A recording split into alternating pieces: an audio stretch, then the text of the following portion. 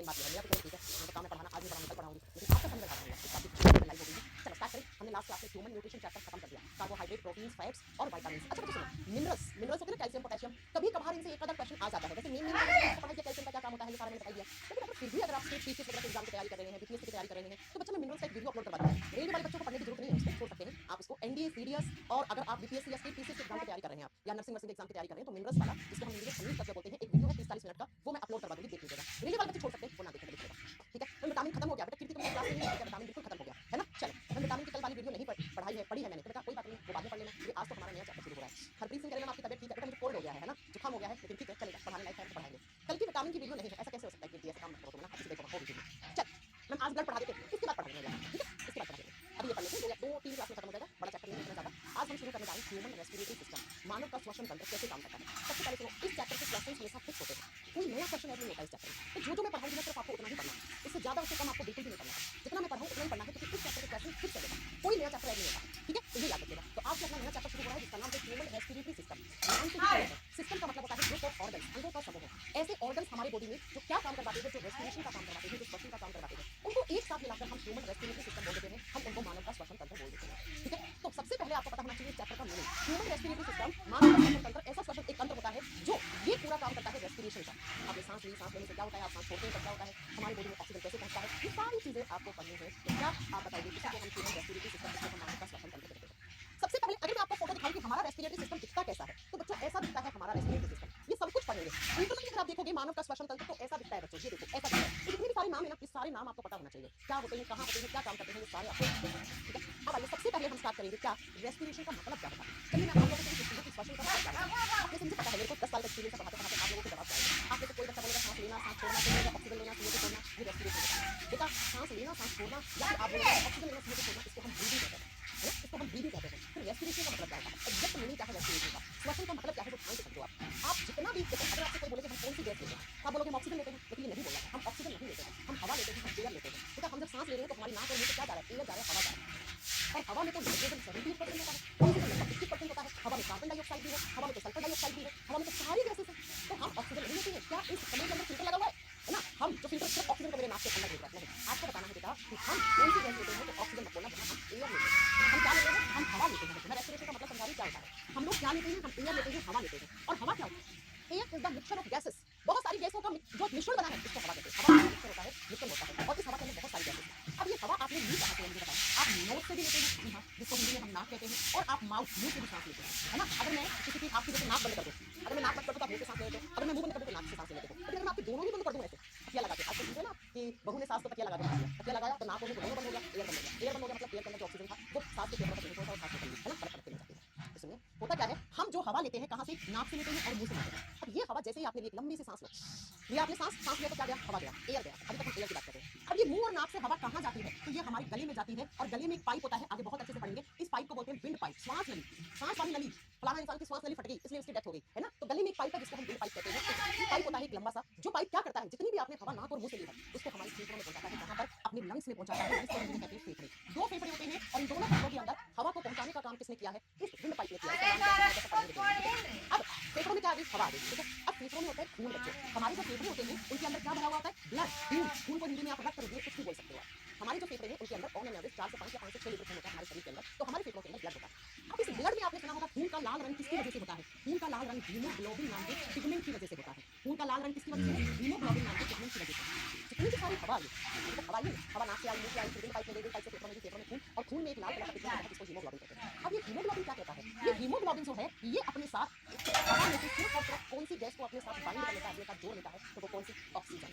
इसलिए आप कहते हैं कि हम ऑक्सीजन पे जिंदा रहते हैं, जिंदा रहने के लिए ऑक्सीजन जरूरी होती है। या हम कहते हैं जब हम सांस लेते हैं तो ऑक्सीजन लेते हैं, नहीं, करेक्ट नहीं है सेंटेंस। हम जब सांस लेते हैं तो हवा लेते हैं बेटा। तो इस तरीके से सारी की सारी एयर आई, इस एयर में से जितना ऑक्सीजन आया है सिर्फ और सिर्फ ऑक्सीजन किसके साथ जुड़ जाता है, हीमोग्लोबिन के साथ। और हीमोग्लोबिन जो होता है वो किसमें होता है, खून में होता है। और आप जानते हैं खून तो 24 घंटे सातों दिन ऐसे लगातार हमारे शरीर के अंदर ऑर्गन्स के बीच में, हमारे टिश्यूज में, हमारे सेल्स के बीच में घूमता रहता है खून।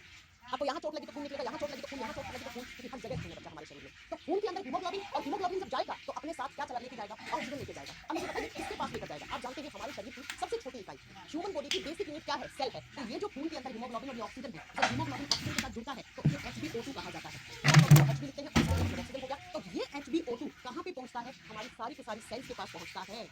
हमारे शरीर की प्रत्येक कोशिका के पास ये हीमोग्लोबिन जब पहुंचता है तो ये हीमोग्लोबिन हमारी सेल्स के पास क्या छोड़ के आ जाएगा? अपना ऑक्सीजन छोड़ के आ जाएगा। तो ऑक्सीजन हमारी सेल्स के पास पहुंच गया, ऐसे ऑक्सीजन आ गया। इस ऑक्सीजन को किसने पहुंचाया? हीमोग्लोबिन ने। हीमोग्लोबिन किसने? खून में। इसको याद रखना है।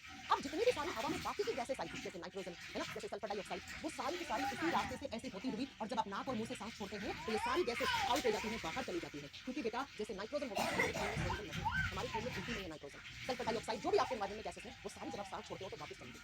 तो हमने हवा लिया, हवा में से जो ऑक्सीजन था, उस ऑक्सीजन को अपने साथ किसने जोड़ा? हीमोग्लोबिन ने। और जब जोड़ा ऑक्सीजन को, तो हीमोग्लोबिन को क्या बोलते हैं? H2O2 बोलते हैं। ये हीमोग्लोबिन ऑक्सीजन को कहां छोड़ के आ गया? हमारे शरीर की प्रत्येक कोशिका के पास। इसका मतलब हम हमारे शरीर के हर एक किनारे में, हर एक ऑर्गन के पास, हर एक टिश्यू के पास, हर एक सेल के पास ऑक्सीजन पहुंच गया। जी हाँ। और मैंने आपको बताया था कि हमारी बॉडी में जो खाना होता है वो जाकर सबसे ज्यादा किसमें बदल जाता है? ग्लूकोज के रूप में बदल जाता है। तो हमारी सेल्स के पास ग्लूकोज है, ये ग्लूकोज का फॉर्मूला है। अब ये ऑक्सीजन जो आया है, जो हीमोग्लोबिन लेकर आया है, ये ऑक्सीजन इस ग्लूकोज को तोड़ेगा। ऑक्सीजन इस ग्लूकोज का ऑक्सीडेशन कर देगा, ऑक्सीकरण कर देगा। और जैसे ही ऑक्सीजन इस ग्लूकोज को तोड़ता है तो बच्चों हमारी सेल्स में बनता है carbon dioxide plus H2O plus energy. और यहाँ पर जो एनर्जी बनती है, उस एनर्जी को नाम देते हैं हम ATP का नाम देते हैं। और इसका फुल फॉर्म होता है एडिनोसिन ट्राइफॉस्फेट। इसका फुल फॉर्म क्या होता है? Adenosine triphosphate. तो प्यारे बच्चों, मैं आपको बताने जा रही हूँ रेस्पिरेशन का मतलब क्या होता है, श्वसन का मतलब क्या होता है। मैं आपको बताने जा रही हूँ कि हम ऑक्सीजन गैस से ही क्यों जिंदा रहते हैं। अरे आपने कभी सोचा है हमारी एयर में 78% नाइट्रोजन है? वो ले लो ना, चाहे तो ऑक्सीजन के पीछे पड़े हो। तो क्या करते हैं ऑक्सीजन में? अरे जब कोरोना आया था तो लोगों को ऑक्सीजन की कमी से कितने सारे लोग मर गए थे। ऑक्सीजन सिलेंडर लाखों में दिख रहा था, कार्बन डाइऑक्साइड नहीं था, नाइट्रोजन नहीं था, क्यों ऑक्सीजन की कमी से लोग मर गए थे? उसका आंसर है, उसका आंसर है, ध्यान से। बच्चों, जो ऑक्सीजन गैस होता है, सिर्फ और सिर्फ ऑक्सीजन गैस इस ग्लूकोज को तोड़ पाता है।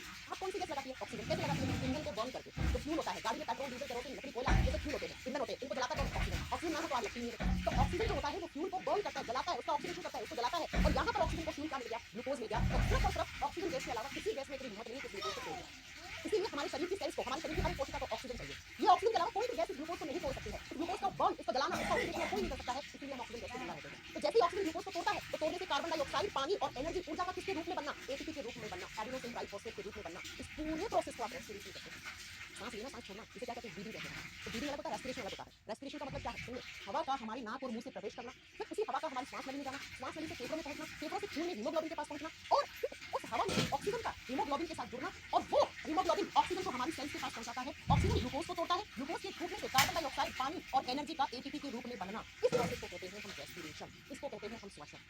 क्या मेरी बात समझ में आई? रेस्पिरेशन का मतलब क्या होता है? रेस्पिरेशन का मतलब होता है ऑक्सीजन जब ग्लूकोज को तोड़ता है तो कार्बन डाइऑक्साइड, पानी और एनर्जी बनना, और इसी एनर्जी से हमारी सेल्स काम करती हैं। बच्चों, आपने फिजिक्स में पढ़ा होगा, बिना एनर्जी के कोई भी काम नहीं हो सकता। तो हमारे शरीर में जो अंदर जितने सारे ऑर्गन है ना, आपका हार्ट, आपके फेफड़े, आपके गुर्दे, किडनी, आपका ब्रेन, इन सबको काम करना पड़ता है। और ये सब काम करते हैं तो काम करने के लिए इनको क्या चाहिए? एनर्जी चाहिए, ऊर्जा चाहिए। तो हमारे बॉडी में एनर्जी कैसे बनती है? ऐसे बनती है।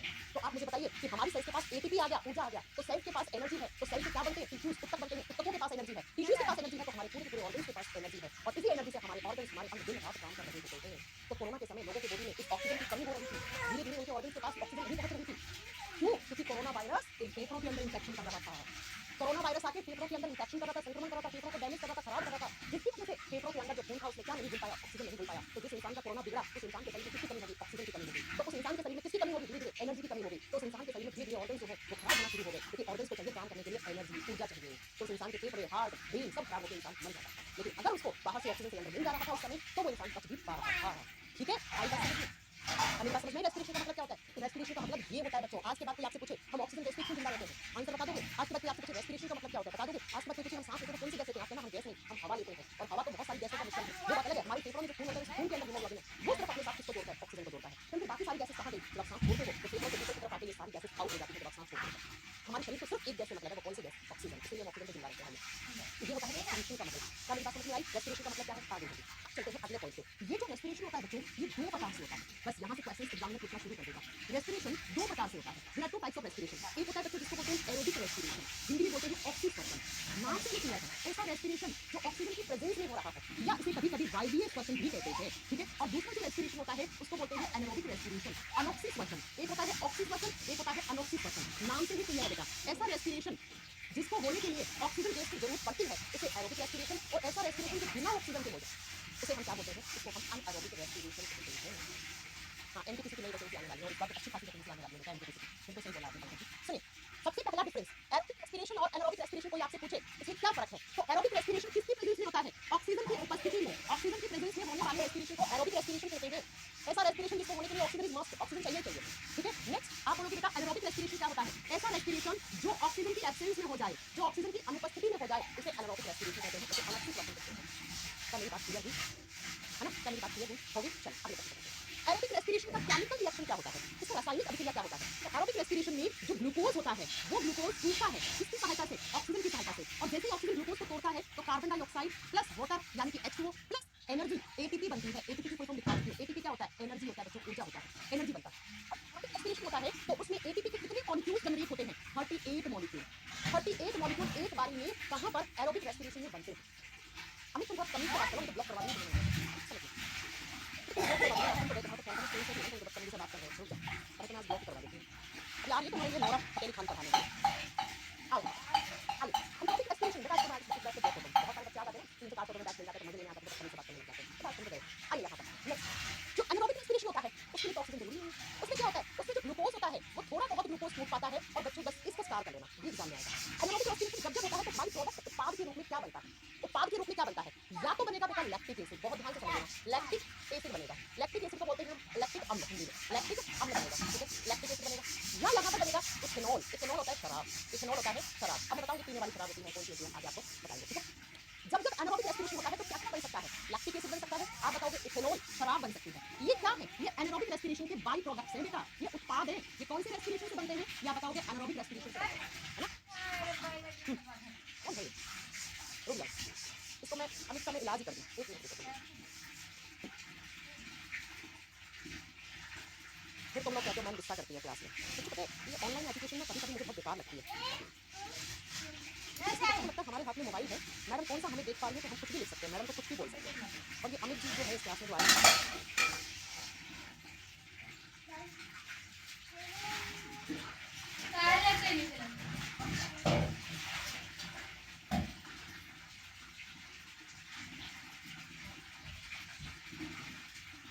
चल कोई आओ यहाँ पर। तो जब एनारोबिक रेस्पिरेशन होता है तो क्या बनता है? 38 होंगे, 36 एक बार बनते हैं, 2 एक बार बनते हैं, है ना? ठीक है, तो वो 38 होते हैं। चलिए ध्यान से, जब एनारोबिक रेस्पिरेशन होता है तो या तो लैक्टिक एसिड बनेगा या इथेनॉल शराब बनेगी और साथ में यहाँ पर carbon dioxide plus ATP generate होगी। लेकिन ये जो एटीपी होगी इसके सिर्फ और सिर्फ 2 मॉलिक्यूल जनरेट होंगे, कितने? 2 मॉलिक्यूल। तो एग्जामिनर कैसे क्वेश्चन पूछता है? सुनिए, एग्जामिनर क्वेश्चन पूछता है कि एरोबिक रेस्पिरेशन का बाई प्रोडक्ट क्या है? क्या बनता है एरोबिक रेस्पिरेशन में? तब क्या क्या होगी? कार्बन डाइऑक्साइड, वाटर और एटीपी बनती है। एटीपी के कितने मॉलिक्यूल बनते हैं? 38 मॉलिक्यूल, 36 और 2 38 हो जाते हैं।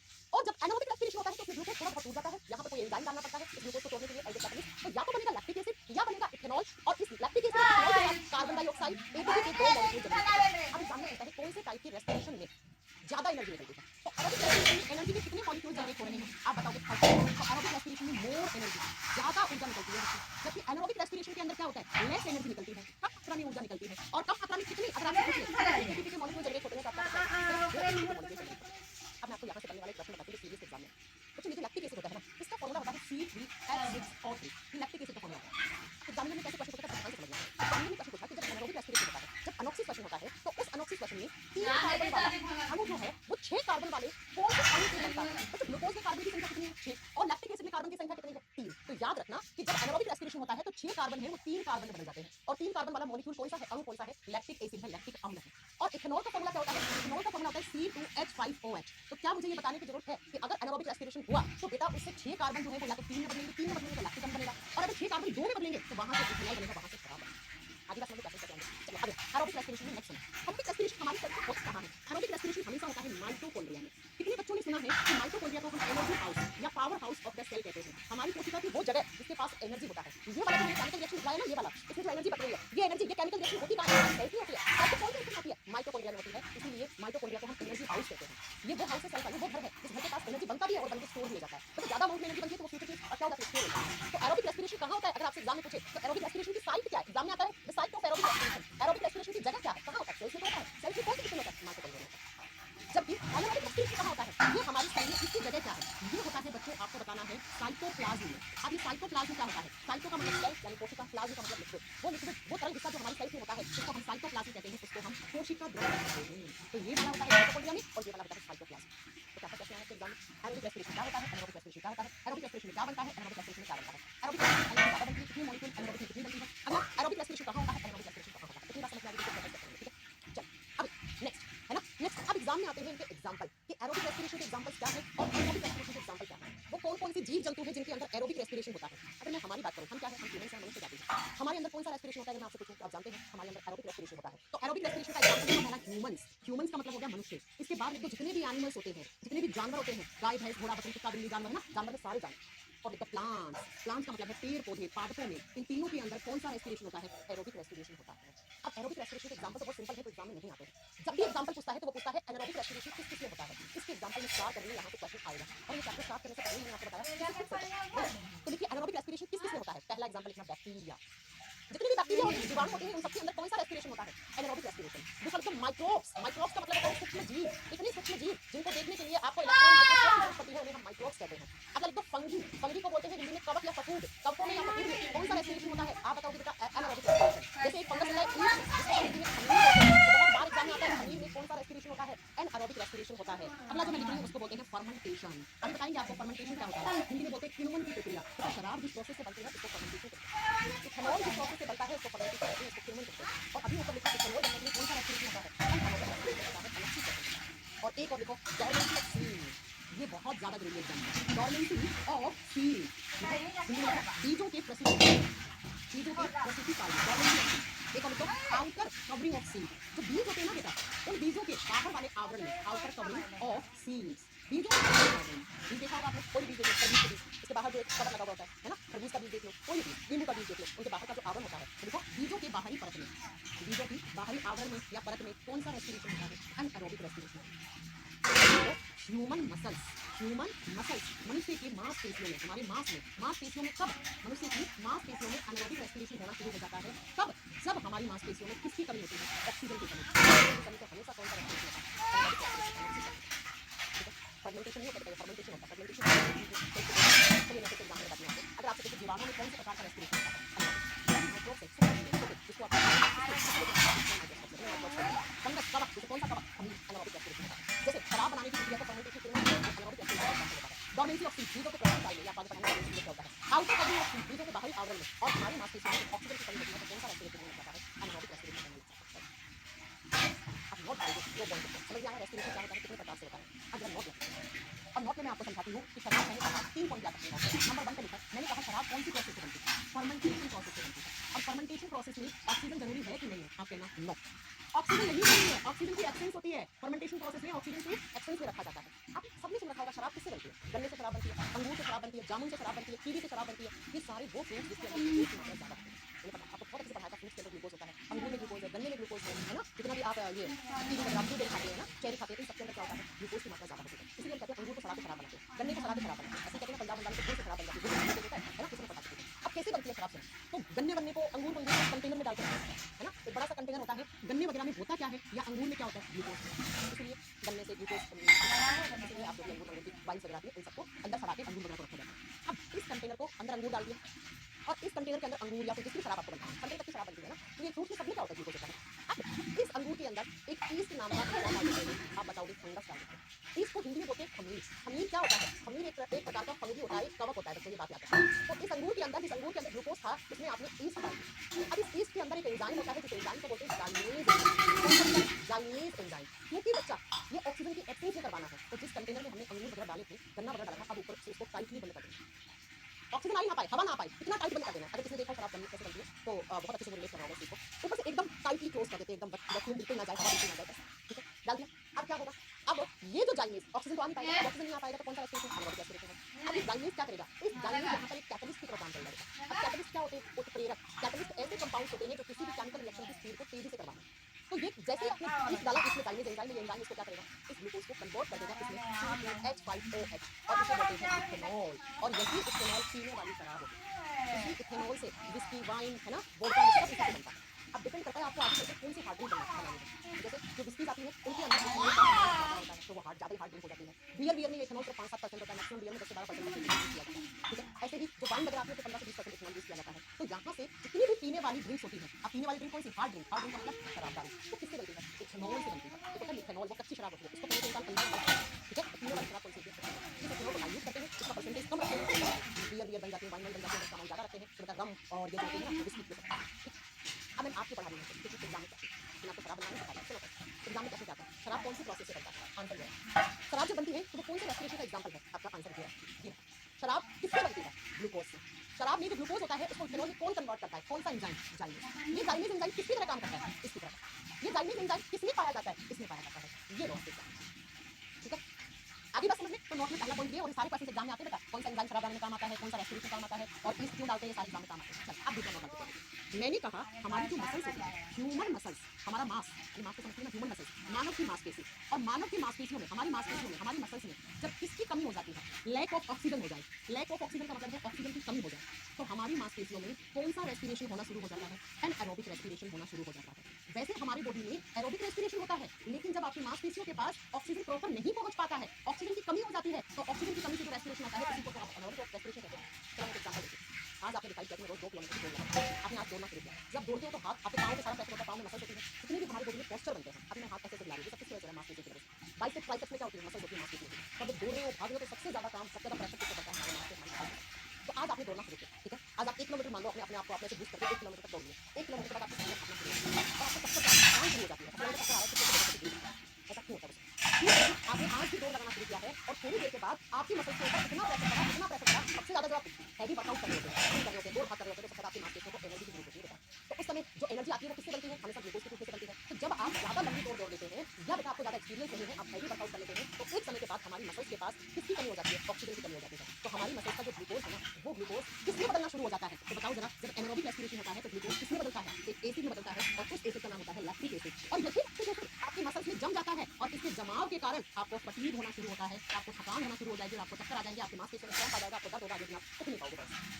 अगले दिन आप उठ नहीं पाओगे। तो एग्जामिनर क्या कहता है कि जब इंसान हैवी वर्कआउट करता है या दौड़ लगाता है तो मांसपेशियों के ऊपर ज्यादा प्रेशर की वजह से थोड़ी देर के बाद हमारी मांसपेशियों में कौन सा रेस्पिरेशन होना शुरू हो जाता है, तो आप क्या करोगे, कौन सा रेस्पिरेशन, एनारोबिक रेस्पिरेशन।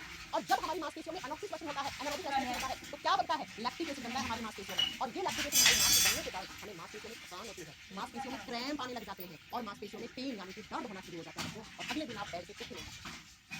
तो ये क्वेश्चन एग्जाम में आते हैं, तो याद रखिएगा, दोनों पॉइंट नोट डाल के, ठीक है। तो लैक्टिक एसिड कब बनता है, कहाँ बनता है, क्यों बनता है, ये सारी बातें। क्रैम्प का मतलब होता है मांसपेशियों में दर्द आना, घबराहट होना, फिर दर्द आना। अब तीसरा क्वेश्चन सुनो बच्चों, मैंने आपको कहा कि एरोबिक रेस्पिरेशन और एनारोबिक रेस्पिरेशन में क्या बनता है, बहुत ध्यान समझना है। जब एरोबिक रेस्पिरेशन होता है तो उसका जो फर्स्ट स्टेप होता है तो हम इसके साथ कॉमन होता है, ग्लूकोज दोनों में होता है। तो पहले जो ग्लूकोज होता है ना, ये ग्लूकोज पहले बदल गया पाइरूवेट में। अगर इस पाइरूवेट को आगे मिला ऑक्सीजन, ऑक्सीजन मिला, तब तो यहाँ पर कौन सा रेस्पिरेशन हो जाएगा, एरोबिक रेस्पिरेशन हो जाएगा, यानी ऑक्सीजन हो जाएगा। और अगर इस पाइरूवेट को ऑक्सीजन नहीं मिला, ऑक्सीजन की एब्सेंस हो गई, तो बेटा ये रेस्पिरेशन कौन सा हो जाएगा, ये एरोबिक रेस्पिरेशन हो जाएगा, ये अनऑक्सीजन हो जाएगा। इसका मतलब मैम आप ये कहना चाह रही हैं कि एरोबिक और एनारोबिक रेस्पिरेशन का जो पहला स्टेप होता है वो कॉमन होता है। जी हाँ, जी हाँ। तो एग्जामिनर पूछता है कि एरोबिक और एनारोबिक रेस्पिरेशन होने से पहले ग्लूकोज किसमें बदलता है, तो ग्लूकोज पहले पाइरूवेट में बदलता है। कौन से कंपाउंड में बदलता है बताओ, पाइरूवेट में बदलता है। तो पहला स्टेप एरोबिक और एनारोबिक का कॉमन होता है बेटा। बाद में इस पाइरूवेट को ऑक्सीजन मिला तो एरोबिक रेस्पिरेशन वाले प्रोडक्ट्स बनेंगे, और अगर इसे ऑक्सीजन नहीं मिला तो एनारोबिक रेस्पिरेशन वाले बन जाते हैं। मैं एक बार लास्टली बता रही हूँ, याद रखना, जब एरोबिक और एनारोबिक रेस्पिरेशन होते हैं तो पहला स्टेप हमेशा कॉमन होता है, दोनों में एक जैसा होता है, दोनों में ग्लूकोज कितना है, तो पहले ग्लूकोज पाइरूवेट यौगिक में बदलता है, फिर जो पाइरूवेट होता है ना, ये पाइरूवेट को अगर ऑक्सीजन मिला तो एरोबिक रेस्पिरेशन, नहीं मिला तो एनारोबिक रेस्पिरेशन। तो एग्जामिनर पूछता है कि एरोबिक रेस्पिरेशन और एनारोबिक रेस्पिरेशन जब होते हैं तो उसके पहले स्टेप में क्या होता है, तो पहले स्टेप में क्या होता है बेटा, ग्लूकोज पाइरूवेट में बदलता है। ये तीनों पॉइंट एग्जाम में आते हैं, इसलिए मैंने नोट डाल के लिखवाया बेटा। मेरी क्लास में नोट का मतलब होता है वेरी वेरी इंपॉर्टेंट कॉन्सेप्ट जो एग्जाम में आता है, बार बार आता है, और मैं पहले कह चुकी हूँ इस चैप्टर से कोई नया क्वेश्चन नहीं बनेगा, जितना मैं पढ़ाऊंगी उतना ही पढ़ाऊंगी। और दावे के साथ रुकेगा नहीं, बस शर्त है अच्छे से पढ़िए, अमित फिक्र मत करो, अमित है ना उसका नाम, आगे बस समझ में, ठीक है। अब चलते हैं नेक्स्ट। मैंने यहाँ तक की क्लास में आपको बता दिया रेस्पिरेशन होता क्या है, रेस्पिरेशन कितने प्रकार से होता है और उनके एग्जाम्पल ये एग्जाम में। अब बात आती है कि मेन रेस्पिरेटरी ऑर्गन कि हमारी बॉडी में से, आप लोग मेरे बॉडी में से वो ऑर्गन निकाल लो जिसके बिना रेस्पिरेशन हो ही नहीं सकता, तो मेरा मेन रेस्पिरेटरी ऑर्गन आप क्या निकालोगे, फेफड़े निकालो। हमारा जो मुख्य श्वसनीय अंग होता है वो कौन सा होता है, लंग्स होते हैं, फेफड़े। फेफड़ों का काम क्या है, खून के अंदर ऑक्सीजन जोड़ना। अभी तो समझा कि कैसे ऑक्सीजन आता है, तो हमारे लंग्स में ब्लड होता है, ब्लड में हीमोग्लोबिन होता है, हीमोग्लोबिन क्या करता है, अपने साथ ऑक्सीजन को जोड़ता है, ये पता है। तो हमारा मेन रेस्पिरेटरी ऑर्गन लंग्स है। जैसे अलग अलग जीवों के अलग अलग रेस्पिरेटरी ऑर्गन होते हैं, तो एग्जाम में आता है मछली कहाँ से सांस लेती है, मछली का रेस्पिरेटरी ऑर्गन क्या है, मेंढक का क्या है, ऐसे पता चलता है। प्रश्न आता है, तो चलिए लिखेंगे अपन, अगले 10 मिनट में कर लेंगे हम। Different living organisms are very different respiratory organs, अलग अलग जीवों के अलग अलग प्रश्न होते हैं। तो सबसे पहले लिखा जो फिशेस होती है, मछलियां होती हैं, उनका मेन रेस्पिरेटरी ऑर्गन क्या है, मछलियों में होती है गिल्स। जैसे हम लोगों में क्या है, लंग्स, वैसे मछलियों में गलफड़े होते हैं, मछली पानी में रहती है ना, और पानी में क्या होता है, पानी का फॉर्मूला क्या होता है, H2O। तो मछली पता है कौन सा ऑक्सीजन लेती है, ये वाला, और इस ऑक्सीजन को बोलते हैं डिसॉल्व्ड ऑक्सीजन। अगर आपको स्विमिंग नहीं आती है, मैं आपको पानी के अंदर फेंक दूं, आप 4-5 मिनट के बाद पानी के साथ बह के मर जाओगे, क्यों, क्योंकि बेटा अगर आपको तैरना नहीं आता तो आप पानी में नीचे गए, पानी में नीचे गए तो ऑक्सीजन की पावर कट होगी, ऑक्सीजन की पावर कट होगी, आपकी बॉडी में ऑक्सीजन की कमी होगी, ऑक्सीजन की कमी से क्या होगा, ऑक्सीजन की कमी से क्या होगा बेटा, जानते हो आप एनर्जी मिलेगी, आपको सारे ऑर्गन एनर्जी, तो एनर्जी तो लोग का पानी के अंदर हो, एनर्जी आएगी कहां से, सारे ऑर्गन खराब हो जाएंगे। लेकिन मछलियां पानी के अंदर क्यों सर्वाइव कर लेती है, बिकॉज मछली पानी के अंदर जो डिसॉल्व ऑक्सीजन होती है, जो पानी के अंदर घुली हुई ऑक्सीजन होती है ना, ये वाली ऑक्सीजन लेती है, और मछलियों के पास इस डिसॉल्व ऑक्सीजन को लेने के लिए क्या होते हैं, दो फेफड़े, दो गलफड़े होते हैं बच्चा। देखा मछली पानी की सरफेस के ऊपर आती है तो मुंह खोल के सांस लेती है, तो इस जगह दो गल पड़े होते हैं जानवर के, यहाँ पे ओपन। ठीक है, नेक्स्ट एग्जाम में आता है मेंढक का, बहुत बार मेंढक को हम कहते हैं एम्फीबियन, इसको बोलते हैं उभयचरी। ये ड्यूअल लाइफ जीता है, दोहरा जीवन जीता है। मेंढक जब पानी में भी सर्वाइव कर सकता है, और मेंढक जब पानी में होता है तो वो सांस कहाँ से लेता है? अपनी स्किन से, त्वचा से। मेंढक की स्किन के ऊपर छोटे छोटे छेद होते हैं, छोटे छोटे पोर होते हैं, उससे वो सांस ले लेता है। और फिर मेंढक कहाँ, जब धरती पे आता है ऑन अर्थ, जब मेंढक धरती पे आता है तो उसमें हमारी तरफ लंग्स होता है, फेफड़े होते हैं, तो फेफड़ों से सांस ले लेता है। इसलिए तो कहते हैं हम मेंढक एम्फीबियन है, उभयचरी है, दोहरा जीवन जीता है। मेंढक पानी में भी जिंदा रहता है और धरती पे भी रहता है ना। चलो अगला, नेक्स्ट आपसे पूछेगा अर्थवोम। अर्थवोम कौन होता है? केंचुए का रेस्पिरेटरी ऑर्गन क्या होता है? केंचुआ कहाँ से सांस लेता है? केंचुए में कहाँ से एयर आती है? तो केंचुए की स्किन, केंचुए की त्वचा के ऊपर छोटे छोटे छेद होते हैं, इसलिए कहते हैं केंचुए के ऊपर आप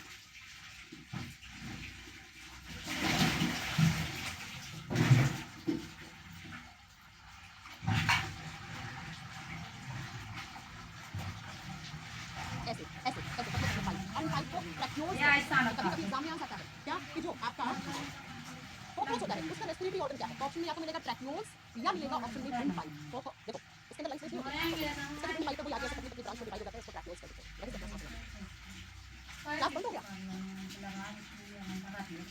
क्लास बंद हो गया? अधर को घारा मेरा अतना पापे ने आना की कुछ चाहिए देखिए अंदर के दियो घारा मेरा के धर दे आने दिए हर